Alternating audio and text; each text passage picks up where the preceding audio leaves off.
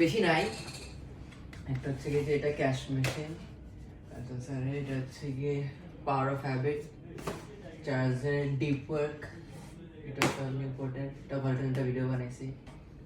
The art of thinking clearly, maximum university থেকে কিনছি, আমার ইউনিভার্সিটির নিচে বই আছে একটা, দ্য 4 Hour Work Week, এটা প্রথম থেকে কিনছি।